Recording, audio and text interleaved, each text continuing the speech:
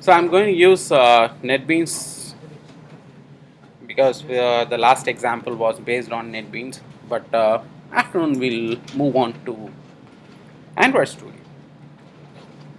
So let us complete our a simple example. I'm going to write a class again.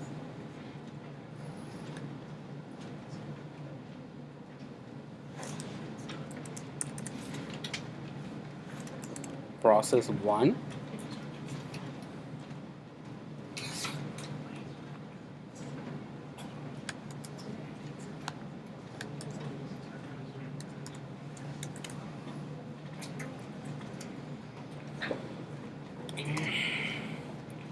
So I'm going to virtually emulate as if the class is running in a different process. It is not part of the standard uh, way that the Java programming language treat the object. So for that I'm going to need a simple thread techniques so that it delays some work and then it finishes the job.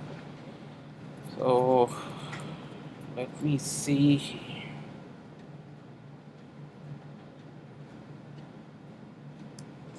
I'll have a constructor put in place. I'm assuming there may be a need of it.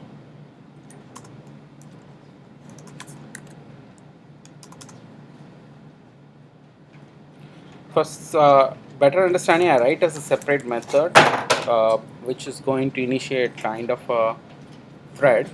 So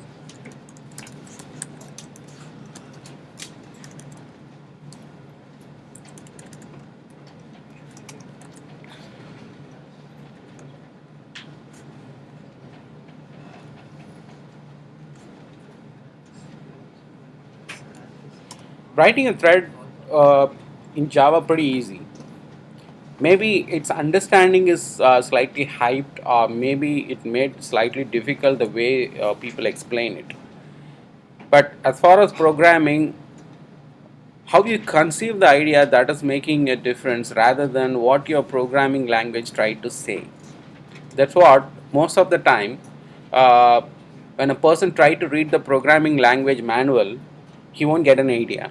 But when he connects with some sort of his requirement, then he choose the required one from the program or the document. He may be successful. So reading top to bottom and understanding the programming language is no more a better option. Your interaction with thread may be in that way. If what does thread mean, there may be a hell lot of explanation in the World Wide Web as well as the official document. What I'm going to simulate here is a simple one. Thread.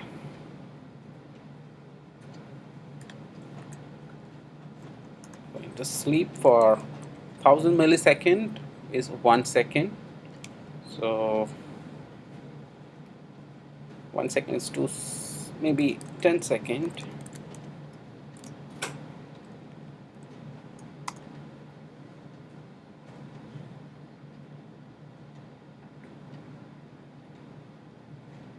It needs some sort of try catch block because chances are there the thread may get broken or some sort of programming errors are possible. A thread mean what I'm trying to, the moment the thread sleep mean it will halt the execution of the program there itself. It will stop there itself. It will wait for 10 seconds and then start executing the next line. Typically a program, for example in this case system or println, if I put uh, process started.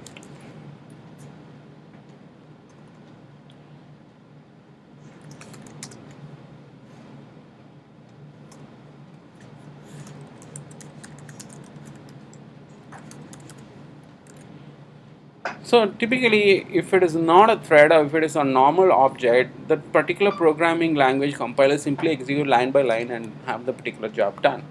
But not the compiler, virtual machine in this case. So, but in this case, after executing this line, it is going to get into a thread and sleep for 10 seconds. Mean just does nothing, simply stops over there. And after 10 seconds, then the thread will be released and the further line will be executed. What I'm trying to do here is When a class like this gets initialized, when the class like this start executing, you cannot expect the result very immediately, because the result is going to come after 10 seconds seems to be. But when I try to access an object from this, I cannot get a result quite faster. For example,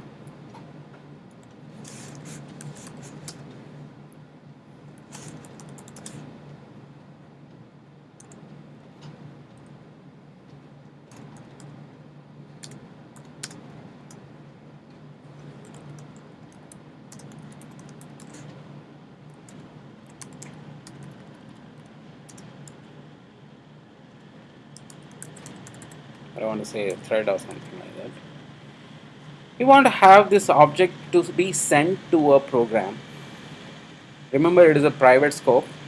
So this object should be sent to somewhere, whomever accessing this particular class after 10 seconds. So how I can do it? To emulate this concept,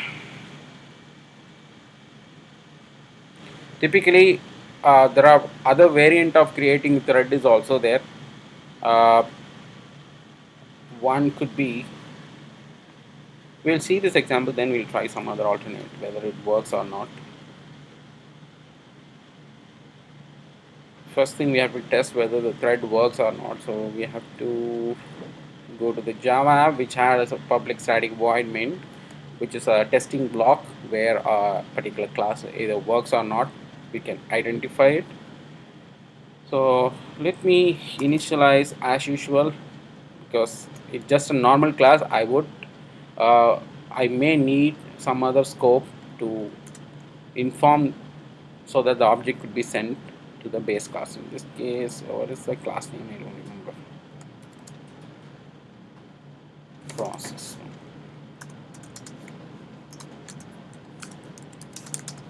Not necessarily follow my same naming convention. I usually just make the a lowercase, uppercase into lowercase and make it as an object. You can keep any name also, it's up to you. I'm going to make start process called within the constructor itself. This guy will throw some warnings, but we don't mind about it.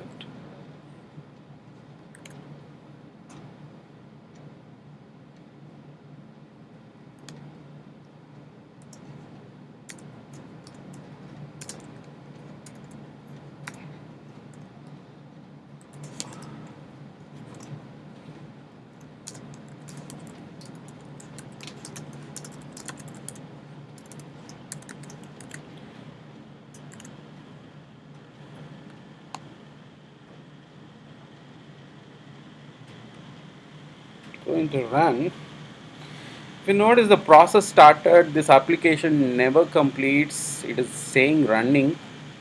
From my understanding, it should do the job at least for 10 seconds, because after 10 seconds it says the process completed, hello from a process is ready to be sent, something, an object value could be ready to be sent. How I can receive an object in this case? For example, I'm slightly modifying this code. The object would be ready after executing, or maybe after some time.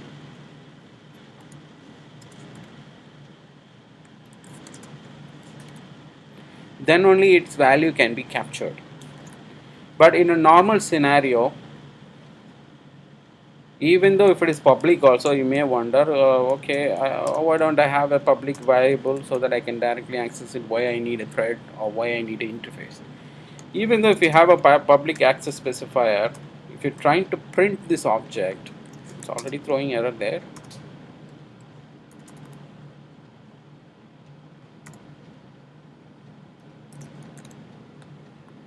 So in this case, the object right now, it's there is as a public object, but it won't have any value, because the value is getting after 10 seconds only. But whereas this line of code would be executed immediately, it won't wait until the 10-second time is over, so that that particular process completes some job and then make the object ready, then it could be used in this class. But whereas this scenario will produce some sort of unwanted result.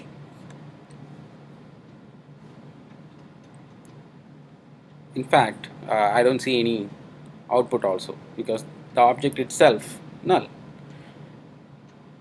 Maybe for pretending a default value.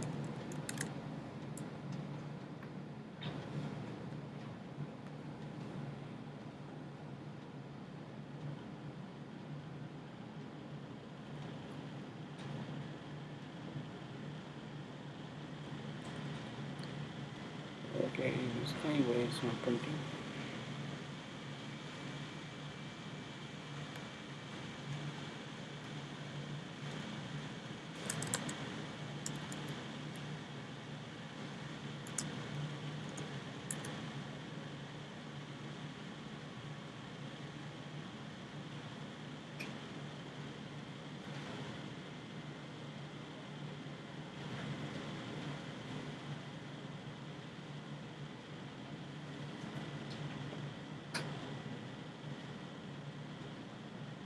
I'm getting this value typically. Maybe obvious reason that particular program is halted because the thread is sleeping because the virtual thread what I tried to emulate uh, just halted everything. So attempt to access this is not even printing because the thread is totally halted in this case. So I cannot get a value of this object in this particular junction, but I need to get this particular value, and that too after I get the confirmation from the code whether the process is completed. Then only you transport this particular object to a second class or the class from where it has been accessed.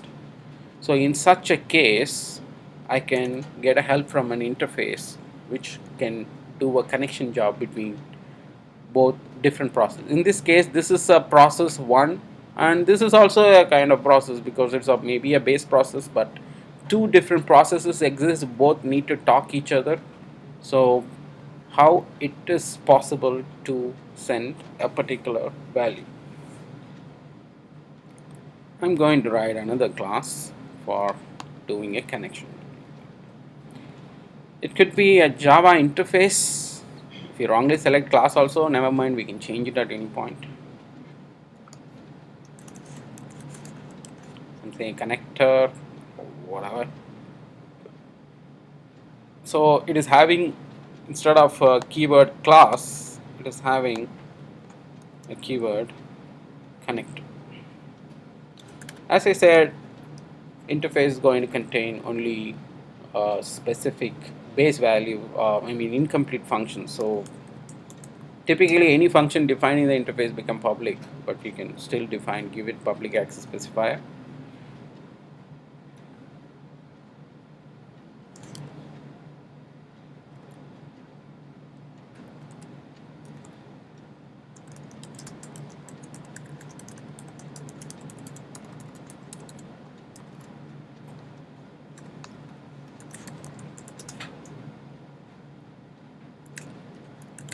It's going to give me a string also as an argument.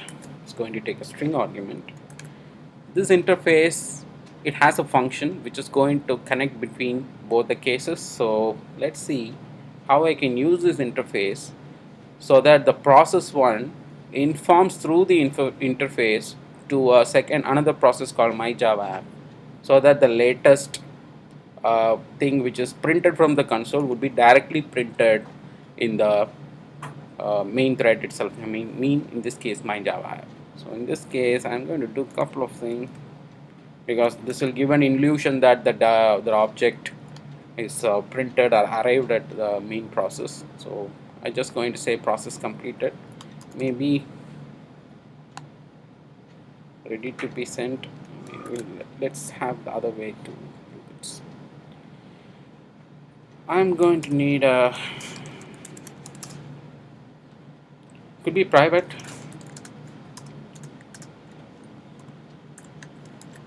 I'm declaring the interface. Now the interface should get initialized. the interface is going to get implemented into a different process. I don't know which process it has got implemented, so I'm just going to say an object will have an instance of the interface, just a name object, because I don't know who is going to access this connector. So I'm just going to give a connector. A popular one also I would like to remind, in this case Java, I can have a typecasting if you do not know what kind of object it is. When you predict something, this object may be of this type. An object could be of this type. If you predict something, you can use a typecasting. Mean this object may have an instance of this connector. This is what my prediction, because a connector which is going to do the job, it has to make sure the other end is connected to a source. So it try to say yes, there is a source exist, and so the whatever incoming end is coming here, the object is having the particular connector implemented at the end also. This is what I'm predicting. That's the reason if I generically point it is no harm still, but it may feel, the compiler may feel some sort of it itself giving object to a connector, so give a cast so that it can understand properly. So if you have a little suspicion or something where an object could be of this type, you can use the typecasting in Java. Of course, not only Java, even JavaScript also we can do that. So this connector is going to call a function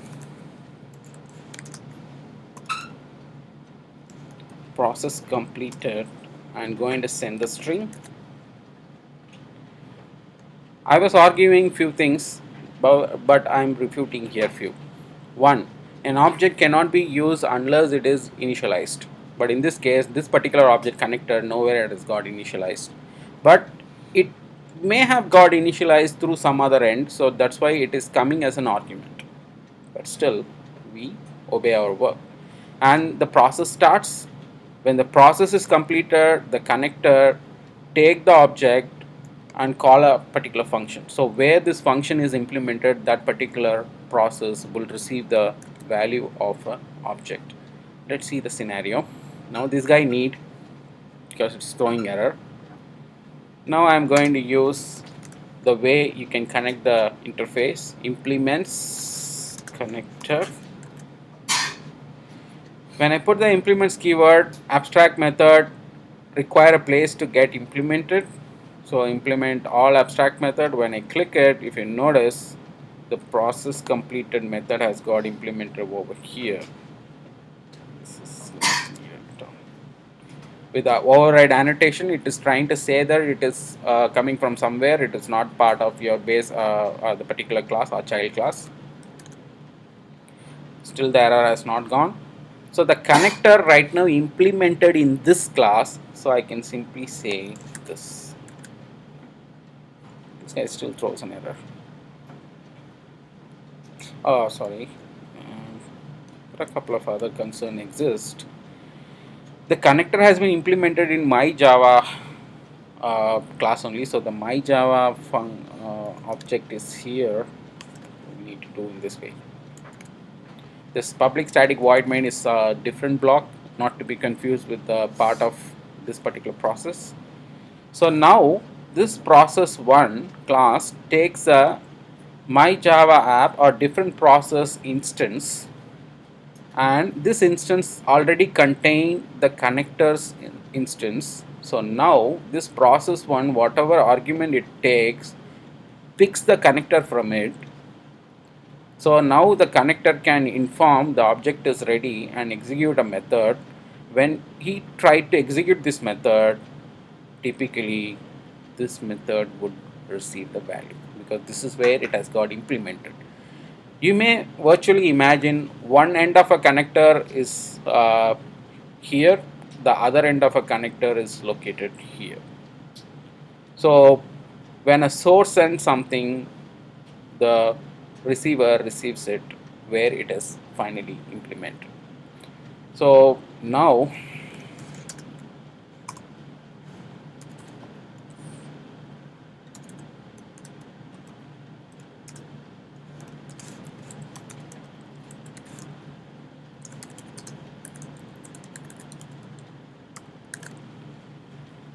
when the thread is completed, you should get this console output with the value which is coming from a different thread or different process, and you should see this line.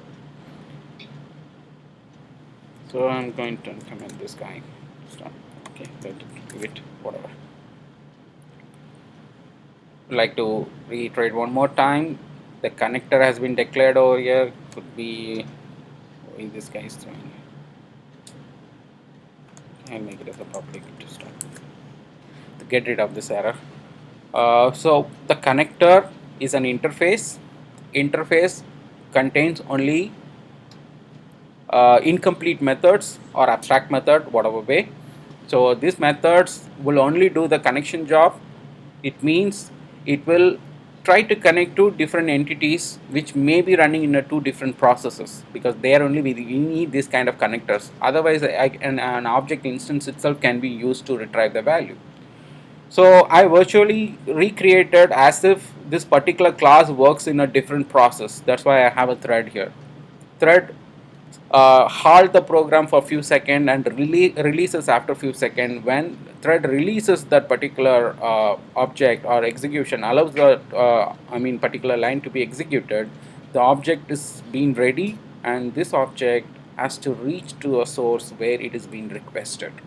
So after 10 seconds only the object would be ready. So this particular process wait for the whole 10 second automatically, because it simply initialize and wait, and after 10 second automatically the result will reach here, because it has a connector or the same interface which is where the process receive the source, receive the data has been implemented. So one end of the interface being specified here, other end of interface being implemented here. So it's like a thread or probe or wire, whatever way you can imagine.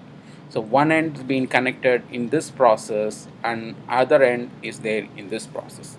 So one end simply informs, hey, your object is ready, go. So now it receives here. So let's see how things goes on. Process started. Need to wait for 10 seconds. It's more than 10 seconds. Oh, yeah. Now everything was released, and if you notice the thread halted where that also printed, but I also have a up-to-date value. Hello from a process object received successfully mean it has executed this line, and typically everything seems to have halted, but anyway one end successfully transfer the data to another end with the help of a connector. So this process completed this kind of interface, though it is pretty simple.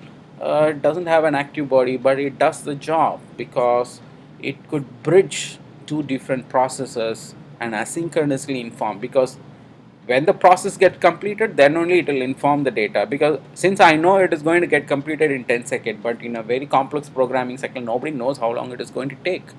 If it is such a process, then after 10 seconds it takes a value to outside and informs the data. Typically this way of thread will halt everything, because the thread is a global object in this case. If you have a specific thread which does not stop the program execution, there are other ways around. Let me see.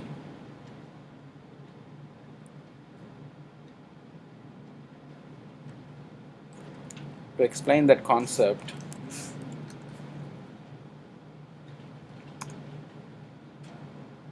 I just put a for loop. Uh, it's pretty obvious, like the for loop, the format remains same. I and it's going to iterate 10 times. Maybe I'll make it 15 times, because not to get confused, because already 10-15 seconds or 10-second delay is there.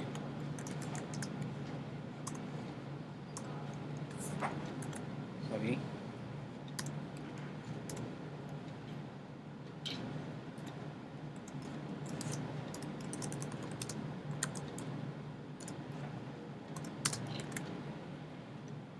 So in my understanding, as soon as I start running the code, I should see the I value iterated over 15 times. Let me try to run this code. It doesn't work. I don't see I value repeated because one of a thread or one of the object it is trying to call, I think it's went off. After 10 second only the thread or the particular for loop itself worked. But it doesn't solve my requirement of being asynchronous because when I execute this line everything halted there itself because one of the object you are trying to create is actually using a thread to halt everything. So if you really want to make it asynchronous, there are some other ways. What I'm trying to say, this guy let it wait, but not this guy. He works in his own process. Let this guy work in his own process. One should not disturb other. So, but in this case, the output what it tells me, it is sequential. When the thread started, the whole program waited until the thread completed, then it printed the 1 to 14, 15 value, something like that. So to avoid that, I need to make this particular class as a thread safe so that it doesn't affect other object which is connecting to it. To make that, maybe I'll have this guy comment it for your further reference.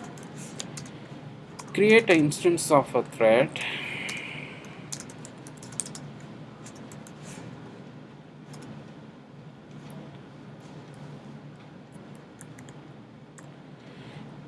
There is one wrapper for writing the thread that is available as a runnable. Runnable is a it's again a interface, but runnable is nothing but an empty room you can assume. So it separates the thread and execute in a different process ID, and it doesn't disturb the particular whole class itself. Hanged or stopped for that particular purpose. So I'm just implementing a runnable class. So implement all abstract method, something is saying. Okay, so it has a method called run, and I'm going to say the thread like this because the run number is there in this class itself. It's all additional imports unwanted. Now telling the thread, sorry, instance in this case, to start, so that the moment you call this, the whole block will go here and it won't disturb, it won't halt anything. It may be executing the task in a different process. So I'm going to move this code here, whole part.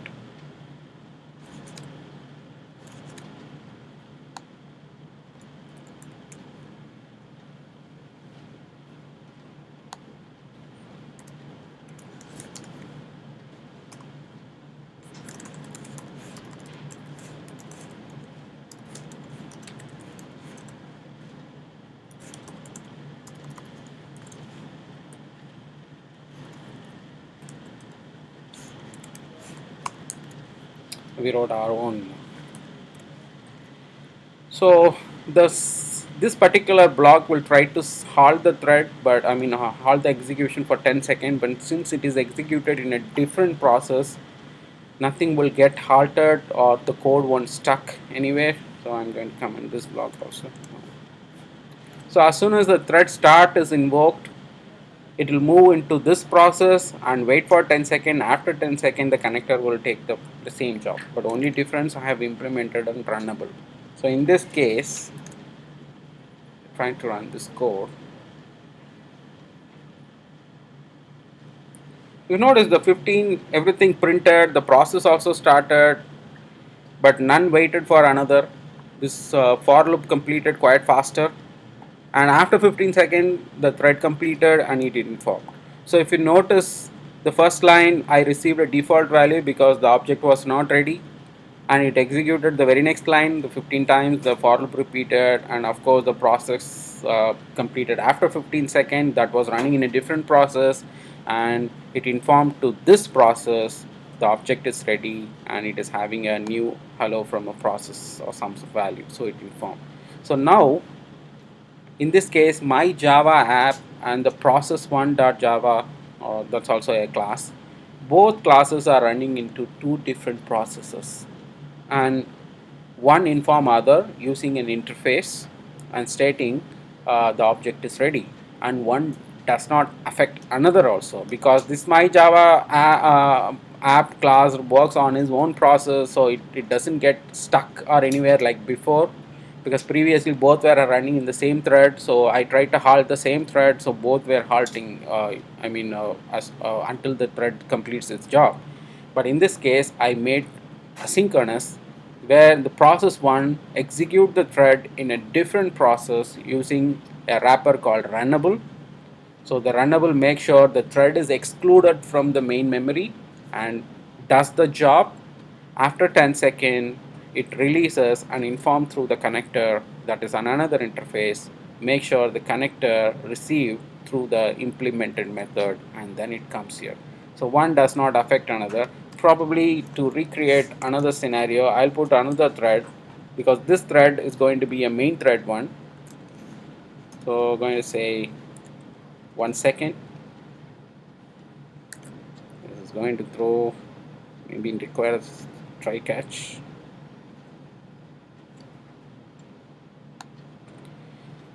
The for loop itself could be delayed. For loop will execute every 1 second gap. It will halt every 1 second for every executions. But I'm trying to halt a main thread, but since the other thread is being excluded already, I won't see any much problem. But if you notice, two different processes, one process silently started and another process being executed. It's going on, but around 10 second the other process completed inform this process, even though this particular process is still running. So two different processes or two different executions are happening, but one does not wait for another. Let other execute his own cycle and this guy execute his own cycle, and one does not mess up with each other. This completes the 15-second one by one, for example, each second for completing the for loop. But meanwhile, the other guy did not even wait. It completed it 10 second and informed this particular process through the interface. So this kind of a scenario mechanism or a strategy we typically call inter-process kind of communication, two different communications. In hardware terminology, this kind of scenarios may come. For example, you have a phone has a one single Bluetooth driver, probably the hardware. But a Bluetooth can same time can communicate or pair with multiple devices. So if you want to pair with multiple devices, and say like a headphone and another phone, or maybe something which is having a Bluetooth capability, you try to pair the device with different entities. All are having a different processes. But in this case, the Bluetooth is a single entity. It has to maintain its own processes and try to communicate whenever the other device gets successfully paired. So one should not disturb another also. So in this case, a different process somewhere get communicated. So this kind of scenarios you will come. And same other example, your internet sharing also I can explain. Your phone can share internet through a data cable. So phone also uses the internet, and through the data cable your computer also uses the internet. And if you have a Wi-Fi hotspot, and of course through wirelessly also you can share the internet. So one single entity, different processes are getting connected and does the job, and one does not affect another. It maintains its own traffic and does all kind of a synchronization with that. So this kind of a scenario is quite obvious when you get into this kind, like hardware or inter-process communications needed. In fact, in enterprise also we may need IPCs, inter-process communication, where in that case these interfaces, this simple little code, an incomplete body, will help us a lot. Will take the messages in between here and there, connect between them, and try to give an option for us so that different processes can be communicated. So this is going to be one of a highlight in Android development also. We will be using this scenario. We have a lot of scenarios, but I may not be talking more on the hardware side because I need to make you guys ready for enterprise application development. So I will be using how to access the web service and how to communicate the process, and how to take the SMS, detect the SMS, if the SMS could be forwarded automatically to some other domain or some other, for example, number, or detect the phone call. what time the phone call comes, what is the incoming number of the phone call, how to read it. So those kind of scenario we may encounter in Android. There we will be using this kind of scenarios. I'm not typically saying interface is alone going to do the job, but the idea of interface is actually quite useful. An interface can be used to define a blueprint of certain thing. That's what I was even telling. A blueprint means rules. For example, if you want to have this particular part, you should have all this method implemented, then only it will be working, otherwise it won't work. So for that, so in this case, our application, if you really want to get a communication from the process one, you should have this interface, otherwise it won't work, because this particular connector has been connected with this particular class. So the process one require a connector instance. So in this case, this particular Java, if you really want to do something with the process one, have this interface. So I am defining a blueprint saying that do it, otherwise you cannot access the data. So this kind of a rules definitions or maybe blueprint to define the interfaces can be put into use, and also interfaces as the connection job.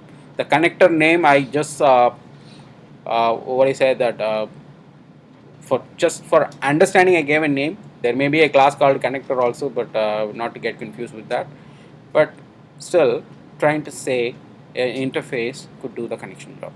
The difference between an abstract class and the interface is typically implemented using the keyword implements, whereas an abstract class can use the same inheriting technique like extends. So get the idea. So this my parent class in this case, uh, it's a fully qualified class, but whereas in other example, the my abstract class, so both follows the same. So abstract class typically takes the what you call the keyword extends, looks like an inheritance, whereas the interface is also doing some sort of inheritance, because if you notice, where is that my Java app, this guy also got implemented. I don't even differentiate. See, this method actually inherited, but this method is actually come from an interface, but both are having a similar way, both have got implemented. Typically interfaces are trying to solve a kind of a scenario where this Java does not allow the multiple inheritance. So with the help of interface we are trying to offset that particular problem. In object oriented programming, multiple inheritance mean I can put a comma and keep adding various classes, but Java does not allow it. That's why we call Java may not be a fully qualified object oriented program, because they have their own concern. They did not allow us to have a multiple inheritance. In C++ you can do it. You can have a multiple inheritance. So to avoid that, sometime I may need multiple inheritance or multiple classes to get implemented. So in that case, the interface is trying to solve the particular thing. I'm not going to say it's the exact replacement of multiple inheritance, but I'm trying to say somehow it gives a solution for us where a multiple inherit, because I can put a comma here. I can have a multiple interface classes. I can keep adding, so I don't have any issues. But whereas if you try to have multiple inheritance, you'll have it. It's not allowed. So you won't be using you cannot use that particular part to work. And somehow I feel this idea is also good. It helps me to keep the code quite cleaner. Not the code goes into a deeper level discrete elements, which will make us further confused. So one side I feel this particular option is also advantageous, uh, but that doesn't give us the entire flexibility of object-oriented programming like in C++. C++ you can do multiple inheritance. There are various options are there, but in this case you cannot do it. So this is it on the simple example scenarios of basic Java, because what I talked, which is something required for my Android development training. If I need to dig through it, I have a plenty of things to talk about, but I haven't talked about the collection framework, array list, hash map. Probably I'll get a time for in Android itself, because there also we are going to write the same Java code, but when we do Android, we'll have a better understanding about these concepts, even because we have a working scenario. Now you are going into a development where you are asked to do something. So you have a context there. and you have your aim there. So now you can use your engineering abilities to use the logical idea, discrete the element, simple part, connect it together and make a final object. So that part, the Android, we are going to do. So assume whatever an engineer can do, but only one difference, since it's a coding side, it's all virtual. It's all imagination. So I would want you to imagine as much as possible, because I don't have much of a tool to give you a three-dimensional view of something is happening. It's all up to you how you imagine. Sometimes if you have a difficulty to understand, I would recommend discussions either with your colleague, or you can come and ask me, or probably your question may solve others' questions also, because some people won't open their mouth, so they'll talk through you. So I would still recommend discussion. But things will move on. We have a long time, and of course, we have a longer subject to be discussed that is called Android.